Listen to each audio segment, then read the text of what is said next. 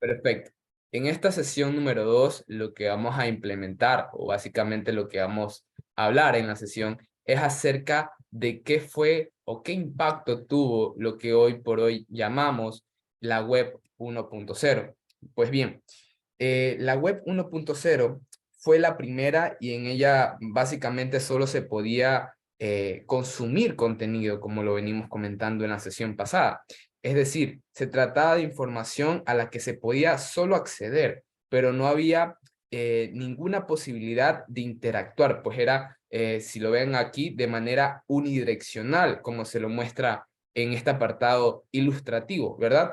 La web 1.0 es la forma más básica que existe de navegadores web de solo texto. Es una web estática, si le ponemos otra característica, digamos que es centralizada, de solo lectura, perdón, y no es para nada interactiva. Pues en este caso, la web 1.0 era un conjunto de datos mayoritariamente estáticos con una fuente, llamarle de esta manera, de consulta revolucionaria que atraía a millones de personas e internautas que querían entender cómo complementaría esta información, esta tecnología en su diario vivir, ¿verdad?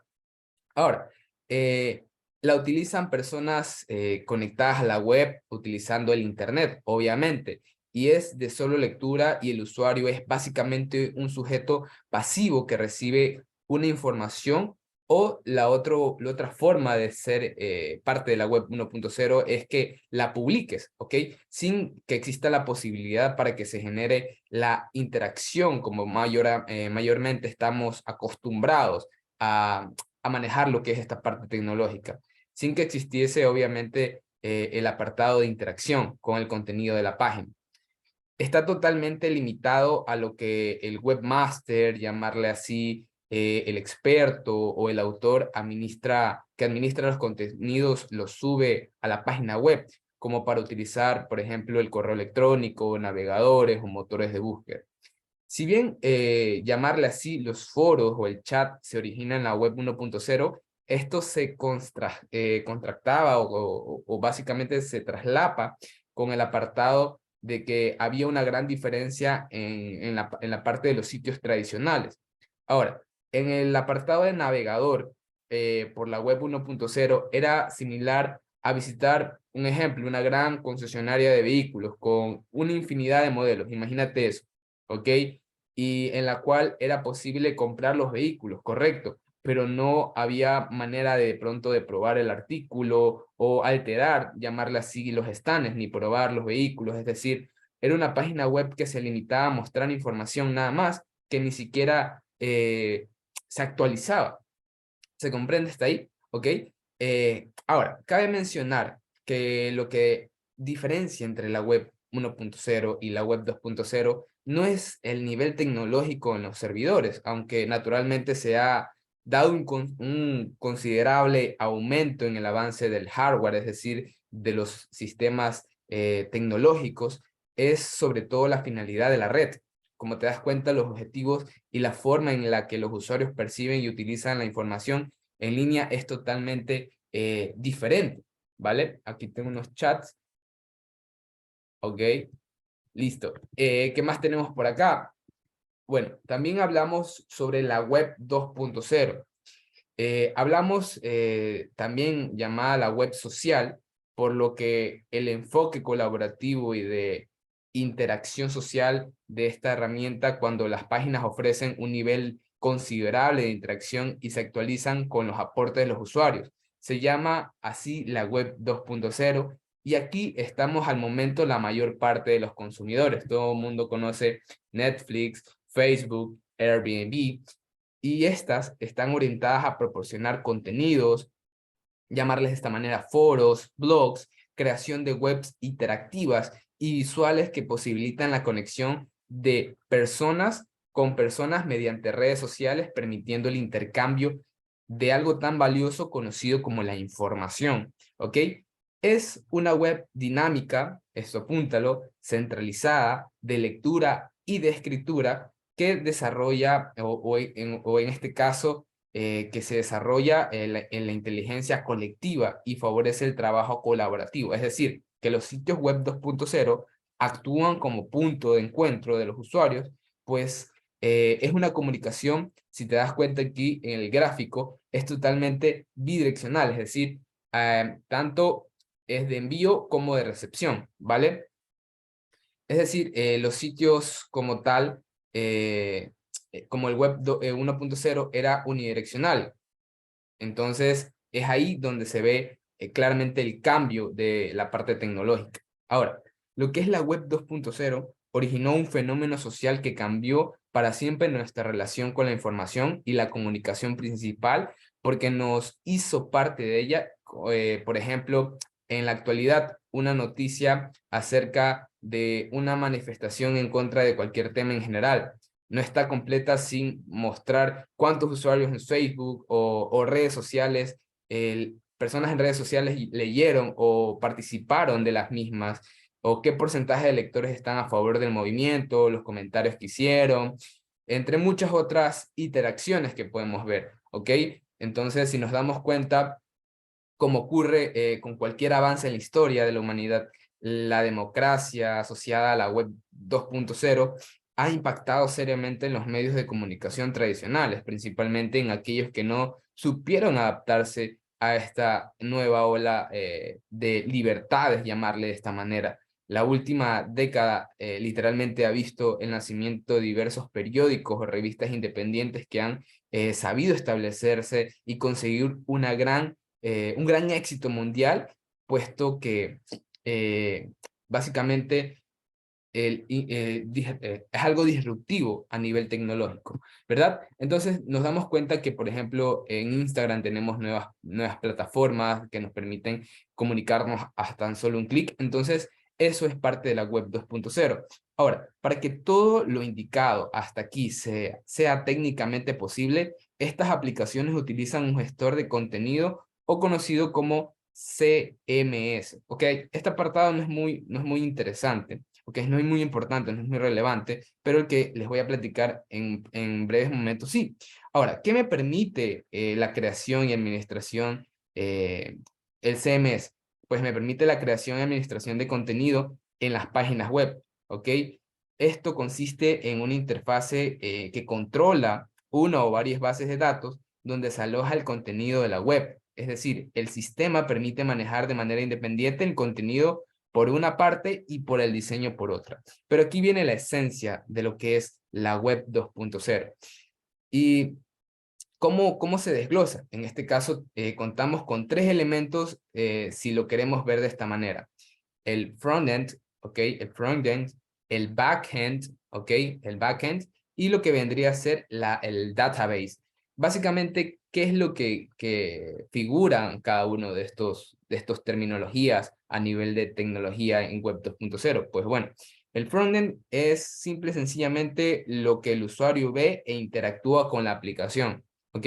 Realmente, personas que trabajan en el apartado de frontend o backend, es muy buena la remuneración, que ya hablando como países, por ejemplo, a nivel no tan solo internacional, sino nacionalmente también. En Canadá es una profesión muy bien pagada, saber front-end y back-end, un apartado ahí aparte como tal de la clase. Ok, backend es donde hacemos toda la lógica comercial, es decir, si lo llevamos a la parte de blockchain, sería el diseño de smart contracts, y lo que es database es donde almacenamos todos los datos, así, simple y sencillamente. Pero, ¿cómo funcionan estos términos a nivel simple con un ejemplo? Pues bien, cuando nosotros interactuamos con una aplicación en el navegador, por ejemplo, hacemos clic en un botón de inicio de sesión, que iniciamos Facebook, por ejemplo. Luego el navegador se comunicará con el servidor y este servidor se comunicará con la base de datos, ¿ok? Es decir, va a ser el clic, servidor, base de datos, ¿ok? El servidor consultará los datos, es decir, nuestras credenciales existentes, nuestro usuario y contraseña. Luego el servidor comparará su entrada con los datos consultados y finalmente devolverá la respuesta adecuada si el inicio de sesión fue exitoso o hubo un fallo. Esta es la lógica básicamente que hay detrás de lo que es el apartado web 2.0. Bien, con estas características de web 1.0, web 2.0, quizás aquí ya se te conocen un poquito estos gráficos. Por ejemplo, estos criptoactivos, esta forma de buscador conocido como Brave, MetaMask, los smart contracts, quizás esto aquí no tanto, es la Ethereum Virtual Machine, la blockchain, ¿verdad? Pero vamos a estar explicando uno por uno, tranquilo. Bien, hablemos un poquito de lo que es la web 3.0. En este caso, la web 3.0 se asocia a la web semántica. No sé si han escuchado ese apartado, esa nomenclatura, llamarle la web semántica. La web semántica es simple y sencillamente un concepto que se refiere al uso de un lenguaje en la red. Por ejemplo, la búsqueda de contenidos utilizando palabras claves, de forma que nos permitió como humanidad el uso más eficiente de los datos. En este caso también lo podemos conocer como la data web. Como vemos, algunos de estos elementos de web 3.0 ya están presentes al menos en una fase inicial en lo que es el apartado de la web 2.0, ¿ok? Pero en la actualidad, por ejemplo, si precisamos de un vehículo para vacaciones, debemos navegar entre varias páginas analizando diferentes opciones. Pero en lo que es el apartado de la web 3.0, nos ofrece el vehículo adaptado a nuestros gustos y literalmente a las necesidades que estamos buscando. Esta web omnisciente, casi divina, como algunos de los profesionales o analistas lo llaman, asusta un poco. Suena bueno, pero es un poco siniestro también si lo queremos ver de este punto. Ahora, por ejemplo, si yo quiero consultar algo, por lo general yo ya no uso, por ejemplo, algún navegador web. Eh, Aquí, por ejemplo, ustedes me dirán, sí, Giancarlos, estás en todo lo correcto, que ahora utilizamos Instagram, utilizamos de pronto TikTok para ver ciertos lugares donde sería ideal ir a conocer, o de pronto quiero comprar algo. Si se dan cuenta, vamos un poquito de la mano con esta parte tecnológica. Entonces, a esto es lo que me refiero con este apartado. ¿Ok? Ahora, lo que es la web 3.0 incluye también la parte de los metadatos, llamarla así, semánticos, que describen los contenidos y las relaciones entre los datos, es decir, para que puedan ser rastreados por sistemas de procesamiento.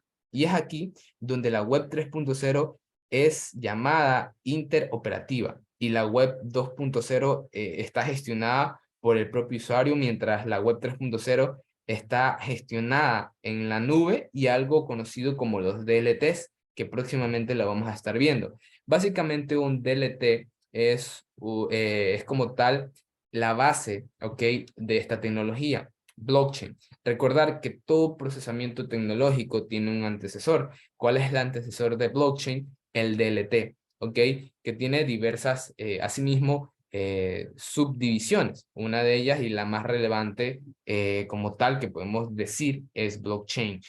Ahora, estas DLTs se ejecutan desde cualquier dispositivo con un alto grado de complejidad y de personalización. Esto contribuye a un nuevo tipo de web en la que se añade contenido semántico a los documentos, por así decirlo, que la forman, y ello conlleva a que la ejecución de los mismos sean realizados por máquinas basándose en nuestros perfiles en las redes que descubren información relevante de nosotros. La web 3.0 es la tercera generación de Internet donde los dispositivos están interconectados en una red descentralizada en lugar de depender de servidores basados en base de datos, y estas están obviamente centradas en que el usuario le permitan tener mayor seguridad, privacidad y también la parte de la conectividad. Bueno, pero de forma general, ¿cómo funciona el apartado de la web 3.0? Como fue explicado lo que es el apartado de la web 2.0. Bien, hay muchos términos nuevos en web 3.0, pero esta es la descripción general más básica de cómo se ve una arquitectura de aplicación web 3 mediante avances como tal en la clase, aprenderemos lo que son los elementos que componen este ecosistema de Web 3.0. En este caso, en Web 3.0, la arquitectura es completamente diferente a Web 2.0, si se dan cuenta. ¿Ok? Si se dan cuenta, es totalmente diferente el apartado de arquitectura. ¿Ok? Aquí las cosas son un poco más complejas. Por ejemplo, no habrá una base de datos o un servidor centralizado, si se dan cuenta. No contamos con un servidor centralizado. ¿Ok? Obviamente, en Web 3.0 contamos con dos elementos principales, si se dan cuenta acá. En este caso, ¿cuáles son los elementos principales? Llamarle así de esta manera, lo que es el apartado del frontend, ¿ok? Y el apartado del backend, ¿vale? El frontend y el backend. Ahora, básicamente tendríamos la misma explicación en Web 2.0 con referente a lo que es el frontend. Es decir, cómo el usuario ve e interactúa con su aplicación descentralizada en este caso. Es decir, de aquí para atrás, ¿ok? Cómo interactúa este apartado con nuestra aplicación descentralizada, en este caso MetaMask, que es simple y sencillamente una billetera o una dApp descentralizada. ¿Ok? Y lo que es el apartado de blockchain, ¿ok? Que vamos a estar viendo un poquito más a breves rasgos en siguientes clases, es una red distribuida para almacenar datos. Y aquí los datos son inmutables, es decir, no se los puede alterar. Lo que significa que una vez escritos no se pueden cambiar, ¿ok? Cabe recalcar que aquí no tenemos un servidor centralizado, entonces la pregunta sería, ¿cómo podemos consultar datos y hacer que todos los procesos se cumplan? Bien, para esto escribimos algo llamado contratos inteligentes o los famosos smart contracts. Son básicamente fragmentos de código que escribimos para hablar con la cadena de bloques. En este ejemplo, la cadena de bloques es la cadena de bloques de Ethereum, ¿ok? Como tal, ¿vale? Bueno, entre ellos están como la parte del procesamiento, la Ethereum Virtual Machine, ¿ok? O EVM, que ejecuta nuestro código ejecutado mediante los smart contracts, ¿vale? Podemos describir la máquina virtual de Ethereum como el motor central y único de Ethereum con el que se ejecutan los diferentes contratos inteligentes. La Ethereum Virtual Machine, ¿ok? Recoge el estado total de la red y lo distribuye entre los nodos encargados de validar las transacciones. Es decir, nosotros, mediante cualquier lenguaje de programación, escribimos el código, este código, ya sea en diferentes lenguajes, es transmitido a la Virtual Machine y la Virtual Machine a los nodos y los nodos a la blockchain, ¿ok? Pero vamos a estar explicando un poquito más. Es decir, si te das cuenta, a nivel de los desarrolladores de blockchain pueden lanzar sus propios smart contracts utilizando su CPU o en este caso la CPU de en este caso la EVM, la Ethereum Virtual Machine, ¿vale? En este caso, no solo en lenguajes como por ejemplo el más conocido, Solidity, sino que en programaciones como por ejemplo en Java, JavaScript, C++, Python o el mismo Solidity, el cual recoge la información para en este caso, Ethereum Virtual Machine y la convierte en algo conocido como un bytecode. Hasta ahí de pronto estás un poco confundido, pero vamos a un ejemplo. ¿Ok? Por ejemplo, miren, en este caso, este es uno de los smart contracts que yo he creado, ¿ok?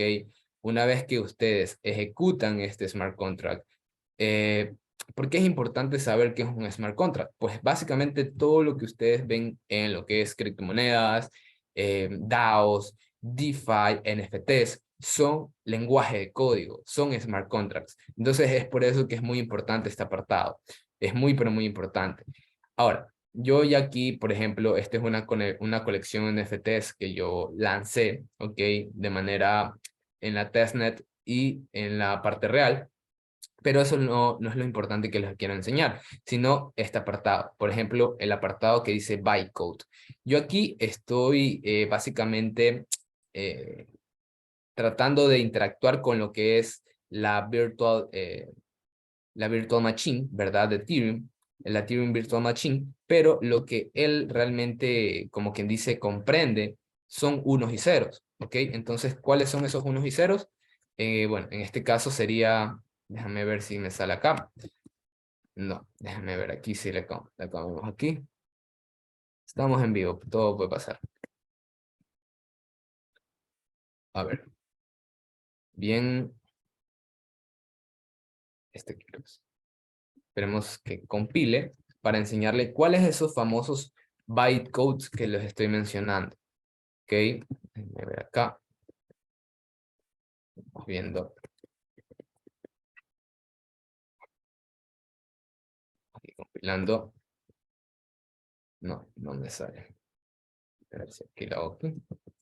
Bueno, pero en lo general lo que le quería explicar es que los bytecodes son como mismas líneas de código, ¿ok? Pero con un patrón diferente que es lo que él realmente lee, lo que vendría a ser el apartado de la Ethereum Virtual Machine. Incluso cuando nosotros queremos verificar un smart contract, todos estos apartados nos los pide, pues esto es esencial cuando queremos verificar un contrato inteligente. Bien.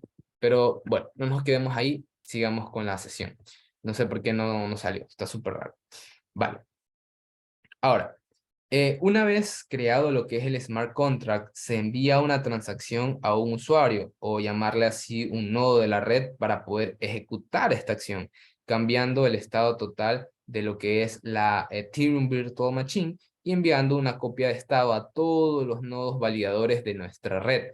Recordar que no es solo un nodo, si fuera un solo nodo fuera altamente centralizado. En este caso, hay múltiples nodos, ¿ok? Que validan la información. Ahora, pero ¿cómo habla lo que es el apartado del frontend con la blockchain? Porque no hemos explicado cómo lo habla, ¿verdad?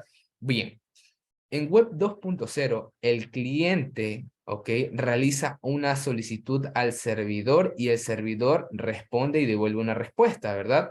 Pero, ¿qué es lo que pasa en Web 3?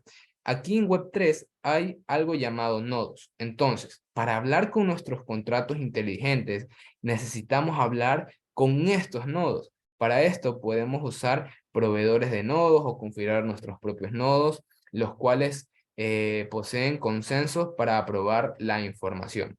¿Vale? Lo que ustedes vieron acá en el apartado donde estábamos programando es el lenguaje de Solidity, ¿ok? Donde ustedes pueden realizar lo que vendrían a ser sus smart contracts. Pero ¿dónde es que se procesa la información para ser validada? En el apartado de los nodos, ¿ok? Para, por así decirlo, que se firmen esas transacciones.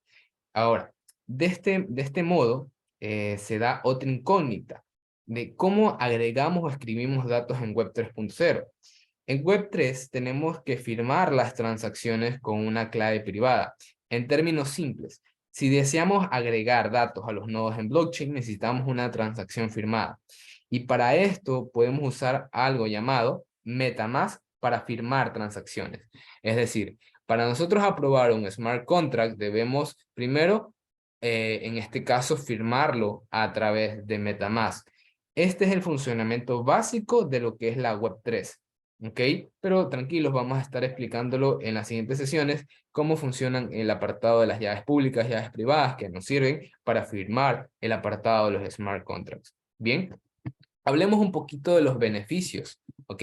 De los beneficios que me permite implementar lo que es el apartado de la Web 3.0. Bueno, aquí tenemos que nos indica antimonopolio, red segura, propiedad de datos, interoperabilidad, sin interrupción de servicios, blockchain sin permisos, web semántica y ubicuidad, ¿ok? Pero vamos a estar explicando cada uno de ellos. En este caso, si nos referimos a la parte de antimonopolio y pro privacidad, nos referimos a que la Web 3.0 traerá a la red una estructura pro privacidad y antimonopolio y no incentivará a las plataformas centralizadas como por ejemplo, llamarle así Google, Facebook y otras que puedan ver una disminución en su popularidad, llamarle de esta manera, debido a las nuevas entidades en el espacio que brindan servicios similares con la descentralización.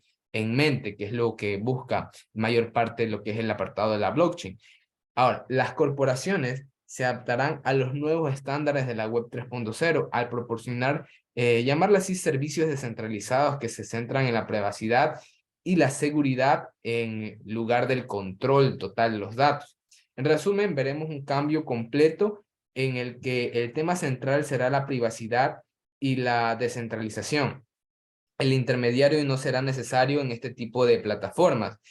Este movimiento se facilitará con la ayuda de blockchain, como por ejemplo llamarla así Ethereum, EOS, Neo y otras que son proyectos a nivel criptográfico, que no sé si de pronto las han escuchado. Pónganme uno en el chat si de pronto han escuchado de EOS, de Neo, de Ethereum. Entonces, si se dan cuenta, es ahí donde comprendemos, ok, para esto está sirviendo este proyecto. Y obviamente esto me da una lógica de por qué ingresar fuerte, ¿ok? A la parte de la inversión a largo plazo, ¿vale? Ahora, red segura. En el apartado de red segura, nosotros podemos definir que la web 3.0 será más segura que sus predecesores, y esto es posibilitante por dos factores que incluye la naturaleza distribuida y la parte de la descentralización. A los hackers o exploradores les resultará mucho más complicado penetrar en la red. Y si pueden hacerlo, cada una de sus operaciones se puede rastrear y retraer dentro de la red. Por ejemplo, en los hackeos que ocurrieron en varias entidades a nivel criptográfico.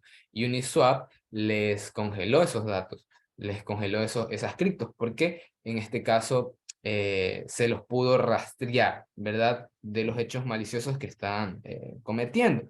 Ahora, sin la parte de la centralización en mente como tal en la red segura, también sería difícil para los piratas informáticos tomar el control total de una organización o llamarla así, proyecto como tal. Sin embargo, las plataformas de blockchain sufren algunos tipos de explotaciones, como es el ataque del 51%, que eso lo vamos a estar topando en el tema del doble gasto, ¿ok? Que es uno de unas problemáticas que solucionó en la tecnología blockchain a lo largo de la historia. Pero la mayor parte de las aplicaciones y las plataformas de blockchain se pueden llamarla así, parchar, hacer hard fork, soft fork y de una otra manera reestructurar rápidamente para proteger de esta manera todos los datos ante amenazas, llamarle de esta manera. Asimismo, lo que son hard fork y soft fork la vamos a ver qué significa en clases más venideras, ¿verdad?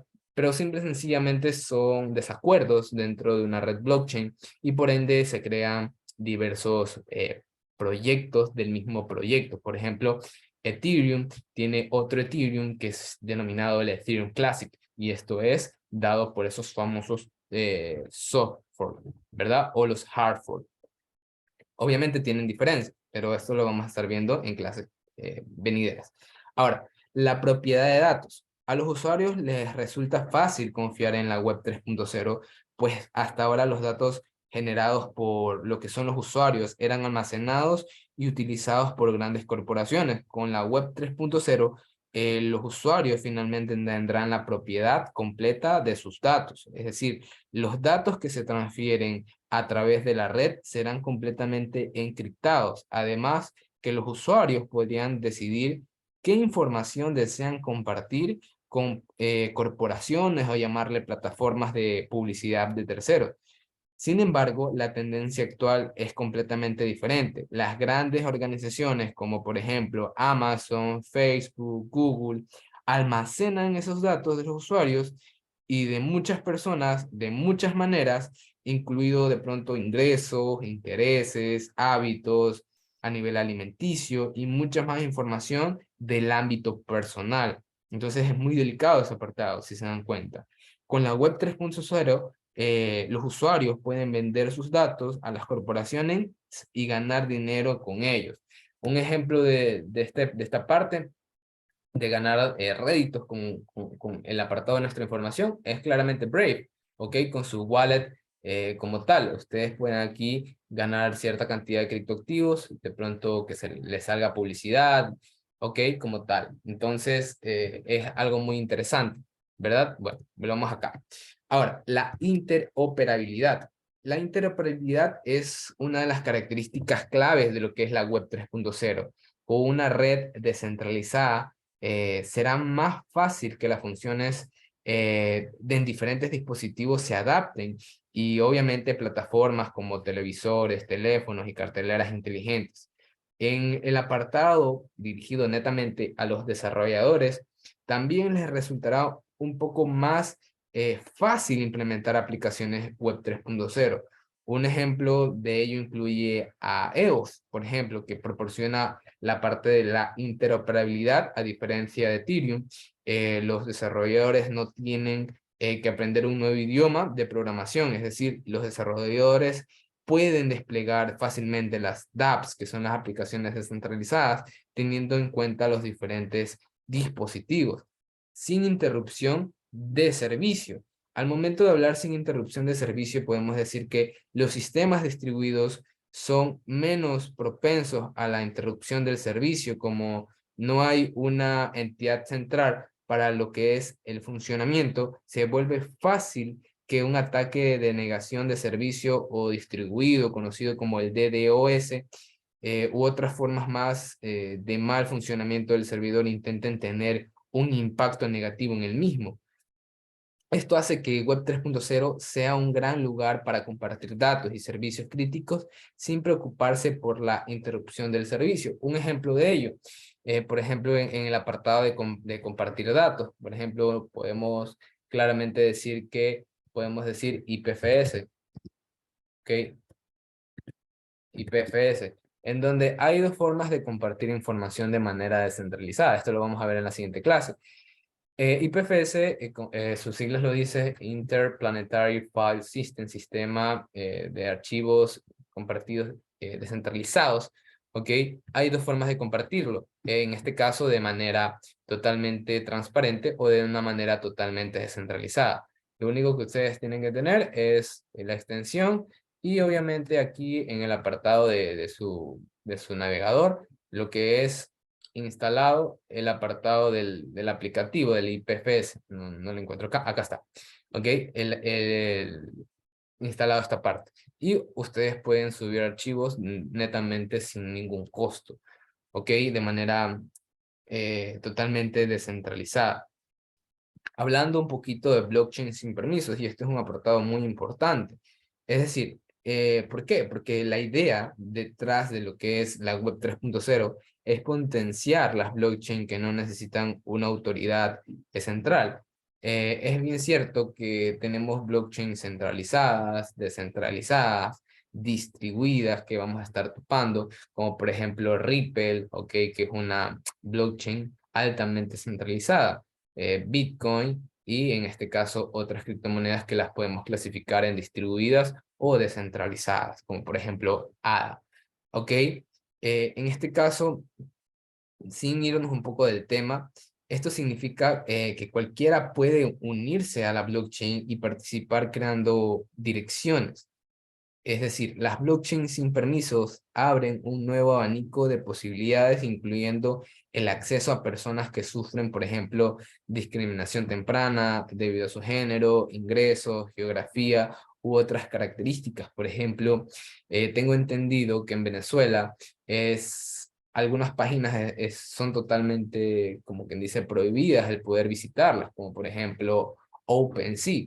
¿Okay? Yo tengo un colega, okay, un amigo que me dijo que es de Venezuela y que tiene ciertas inconvenientes al momento de ingresar a ciertos sitios web, pues como por ejemplo uno, OpenSea.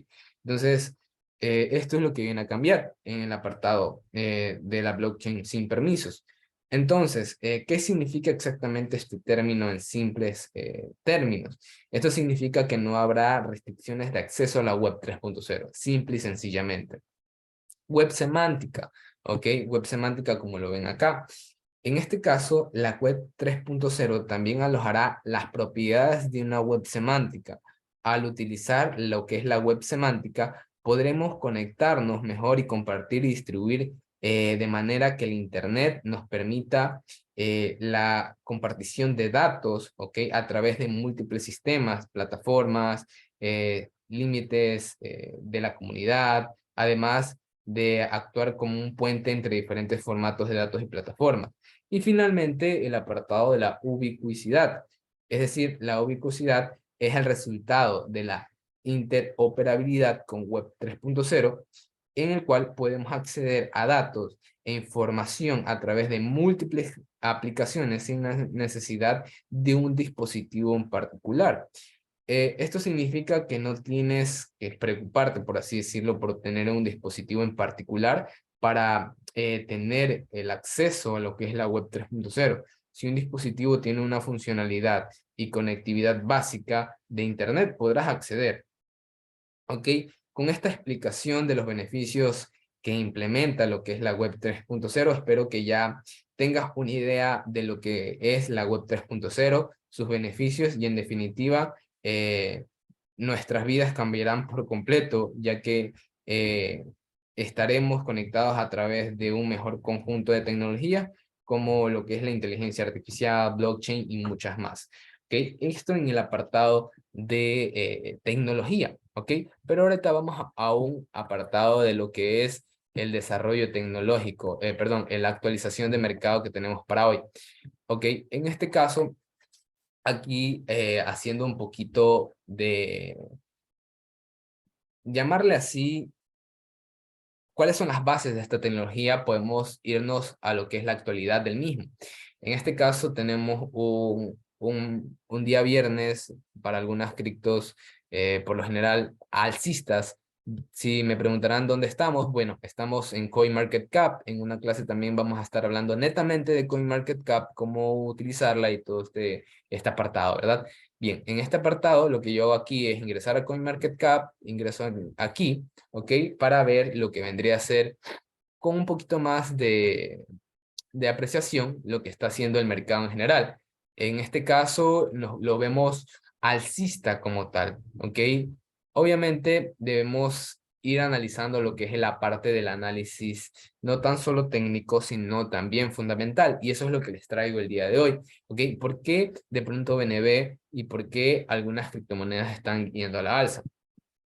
Ahora, bien, en primera instancia es por estas noticias. En este caso, hablar de una criptomoneda conocida como Matic. ¿Ok? Aquí nos dicen que la web Subnet de Lisboa, bueno, en este caso este es lo que es Cointelegraph, perdón, que estaba confundiendo un poco. Ok, en Cointelegraph ustedes pueden encontrar las actualizaciones de las noticias fundamentales de cualquier criptoactivo que ustedes estén buscando, pero por lo general aquí salen las más relevantes, ¿verdad?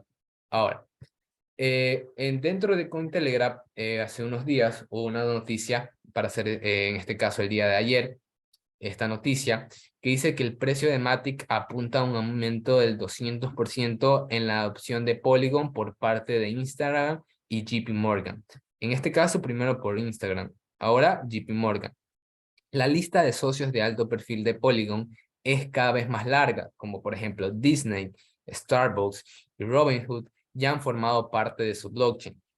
¿Qué es lo que ustedes piensan si escuchan que estos monstruos, como por ejemplo Disney, Starbucks, Robinhood y en este caso ahora JP Morgan y Instagram, que obviamente involucra a lo que es el monopolio de Meta, que como Facebook, Instagram, WhatsApp, ¿qué piensan a la mente? ¿Es alcista o es algo bajista para el proyecto?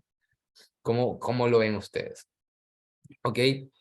En este caso, Polygon Matic, okay, surgió con el activo al mejor rendimiento entre las criptomonedas de mayor rango el 3 de noviembre, ya que la atención del mercado se centró en los últimos anuncios de Instagram y de JP Morgan. Polygon, en asociación a lo que es el alto perfil, en este caso en concreto, Meta, la empresa matriz de Instagram, nombró a Polygon como su socio inicial para sus próximas herramientas de token no fungibles, es decir, NFTs, que permiten a los usuarios acuñar, mostrar y vender sus objetos de colección digitales dentro y fuera de la plataforma de medios sociales. En este caso, el apartado lo que es Instagram y de lo que vendría a ser Twitter, hablando de Twitter, un Twitter no abierto a Latinoamérica, sino para Estados Unidos, Reino Unido, conocido como Twitter Blue, permiten conectar actualmente lo que vendría a ser nuestros NFTs con la tecnología en este caso el polígono, algo así, que se denomina. ¿Ok? Y en lo que es el apartado de Instagram, ustedes pueden subir y conectar con su MetaMask. Esto ya es totalmente aplicable, pero aquí es unas nuevas noticias que están saliendo. ¿Ok? Y nos dicen acá que mientras tanto el gigante bancario JP Morgan utilizó a Polygon para llevar a cabo su primera operación en vivo por un valor de $71,000 en una blockchain pública, marcando un paso concreto hacia la integración de las criptomonedas en los marcos financieros tradicionales. ¿Ok? Esto como tal, una de las noticias que movió el mercado de manera totalmente alcista. ¿Ok? Otra noticia es la que se mencionaba implícitamente en esta de acá, que esta obviamente sucedió, que es el apartado de Meta, llevará el acuñamiento y el comercio de NFTs a Instagram. Llega a Instagram un conjunto de herramientas de extremo a extremo para los creadores muestren y vendan objetos digitales de sus colecciones. En este caso, hay algo muy interesante para los que son de pronto personas que hacen contenido. ¿Ok? La red social Instagram está lista para introducir una serie de herramientas relacionadas con los tokens no fungibles, los NFTs, que permitirán a los creadores acuñar, mostrar y vender NFTs. Es decir, la empresa matriz Instagram Meta dijo que el 2 de noviembre, durante su evento de Creator Week 2022, que la plataforma les permitirá a sus creadores hacer colecciones digitales y venderlas, por tanto, dentro y fuera de Instagram. Los emisores de stablecoin, Circle y Passion obtienen, bueno, esta es otra noticia, Meta dice que los creadores tendrán un conjunto de herramientas de extremo a extremo para crear y mostrar y luego vender NFTs dentro de la plataforma. Ya han elegido la blockchain de Polygon como socio inicial para esta funcionalidad. ¿Ok? ¿Vale? Entonces, es muy interesante. Claro, esa información ya está activa en lo que es el apartado de Instagram. Y como te mencioné, en lo que es Twitter Blue. ¿Ok? Bueno, voy a escribir acá. Twitter, Twitter. Bueno, para que lo vean un poquito cómo es el apartado de Twitter. Twitter.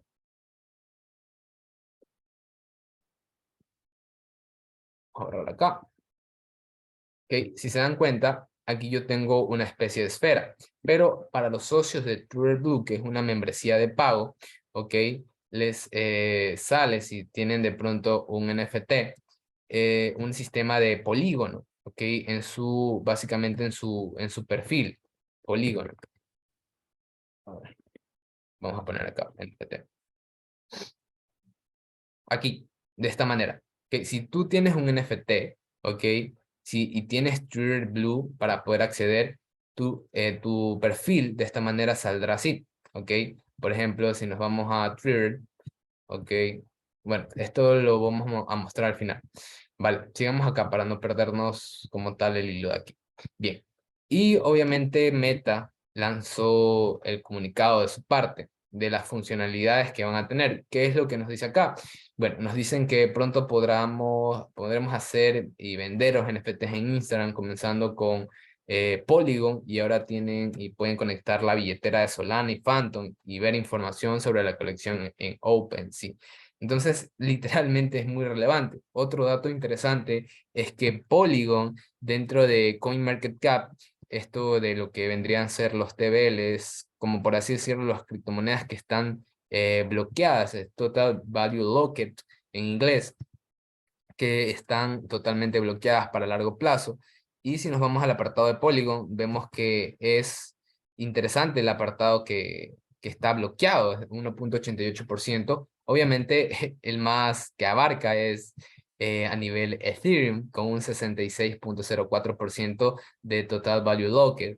Pero esto nos indica que obviamente se está viendo a largo plazo el proyecto de Polygon como un posible monstruo a nivel de blockchain. Ahora, ¿qué más tenemos por acá? Por ejemplo, en los winners y losers del día, de la semana, tenemos a Polygon, ¿ok?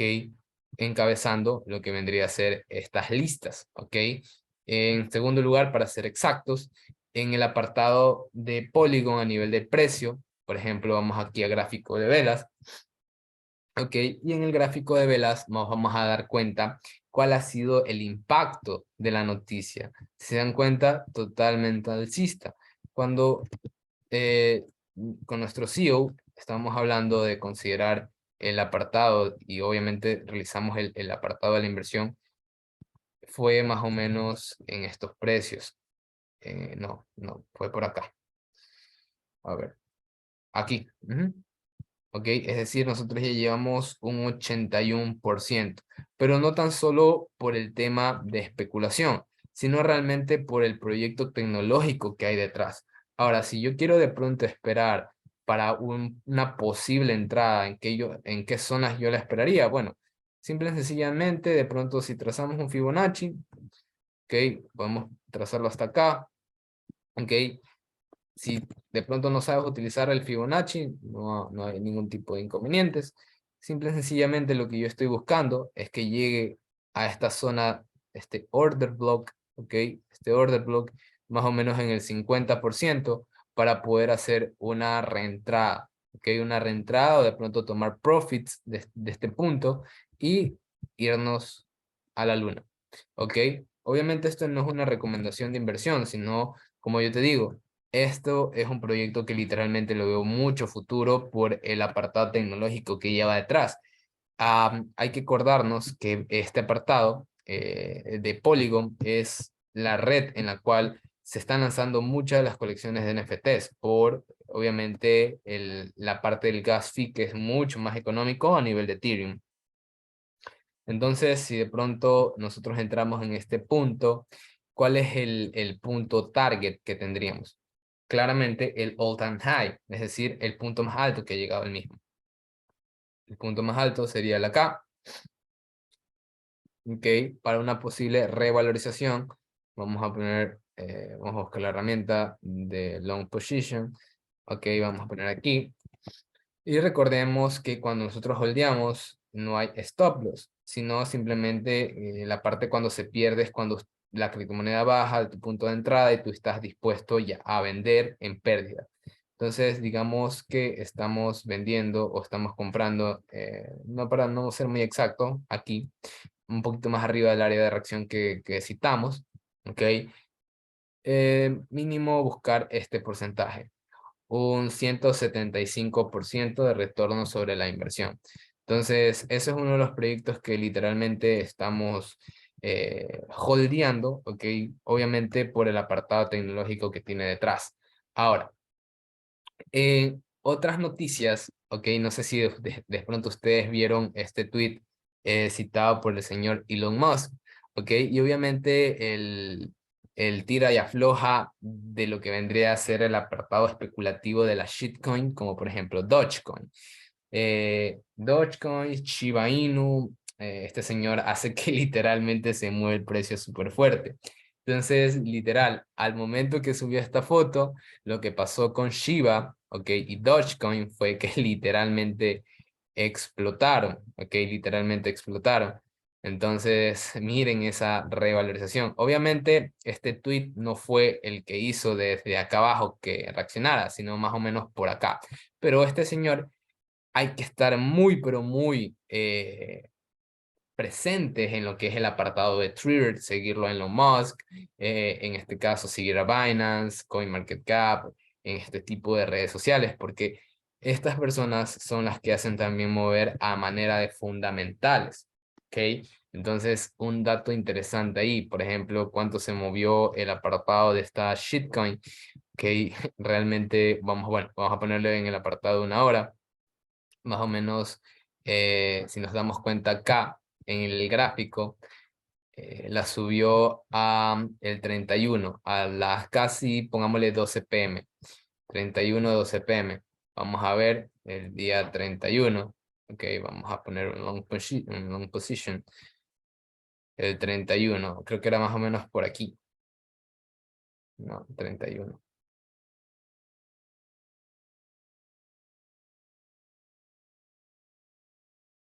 Aquí. Bueno, de tal manera, un subidón, igual, de un 28%. Literalmente, al tuitear esto, boom, to the moon.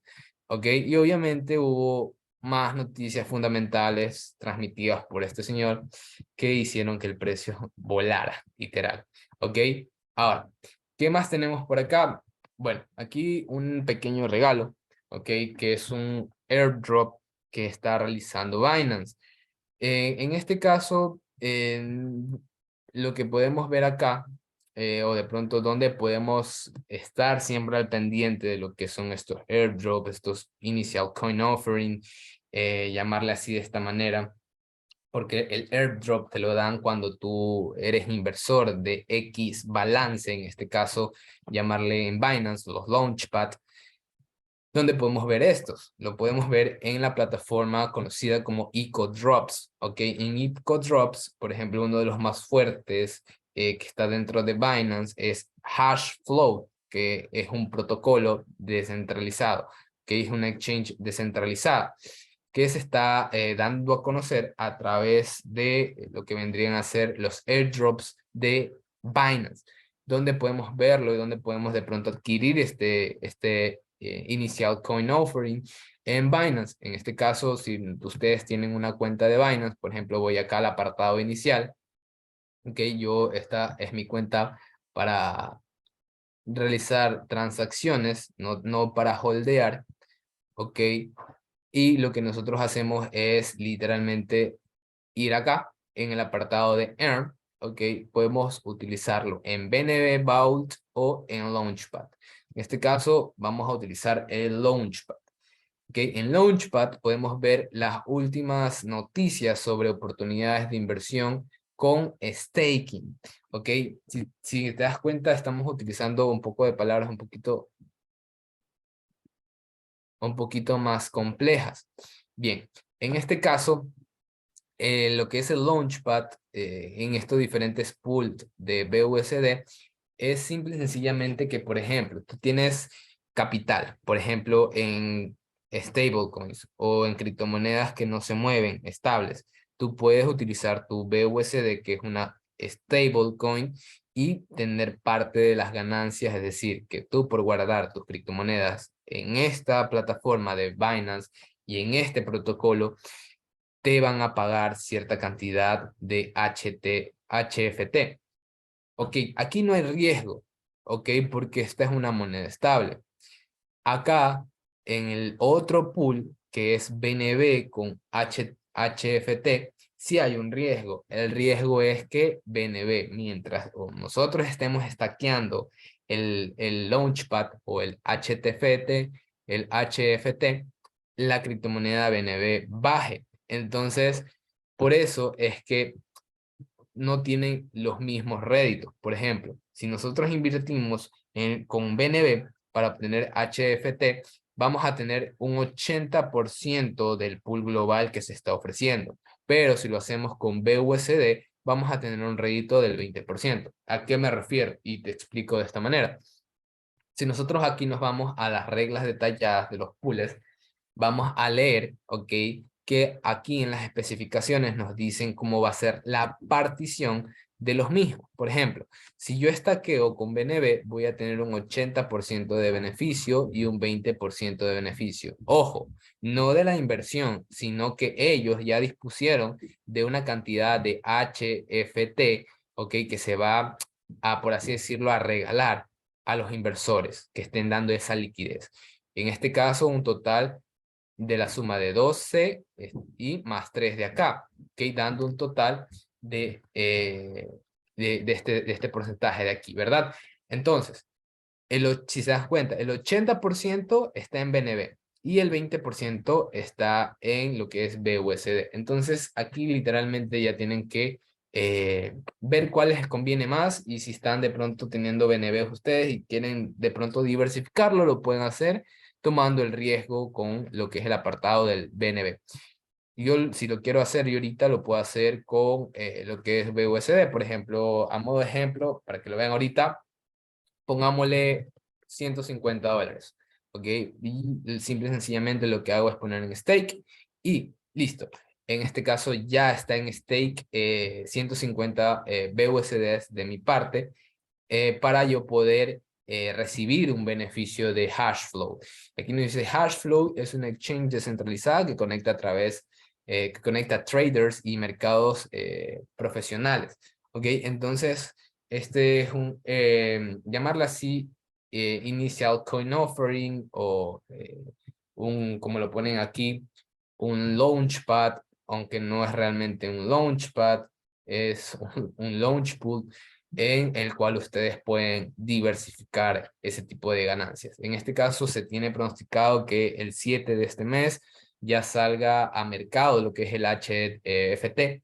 Y cuando salga, obviamente va a salir de una manera explosiva, en donde nosotros de pronto podemos, si tenemos la oportunidad de ya tener los HFT, poderlos vender a precio alto y obviamente este precio va a comenzar a normalizarse.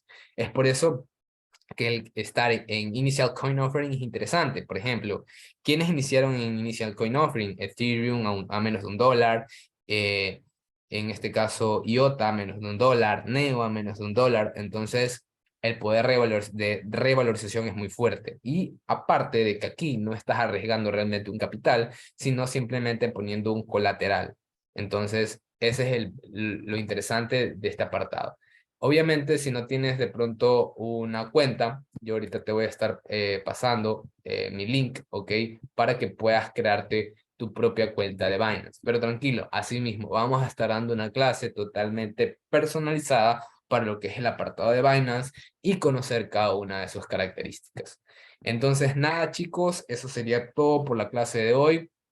Espero que toda esta información la tomen con pinzas, la analicen, hagan su propio análisis, como siempre se dice en este tipo de mercados, o que hagan su propio análisis como tal, y no se olviden de echarle un ojo a lo que es el apartado de Polygon. Realmente es un proyecto súper interesante en donde ustedes le pueden sacar un provecho increíble y obviamente que tener un poquito de Polygon no hace daño. ¿Okay? Es muy, muy interesante el proyecto a largo plazo. Y nada, con eso me despido. Muchísimas gracias por haberse conectado un día viernes de feriado aquí en Ecuador. Nos estamos viendo. Cuídense. Bendiciones. Bye, bye.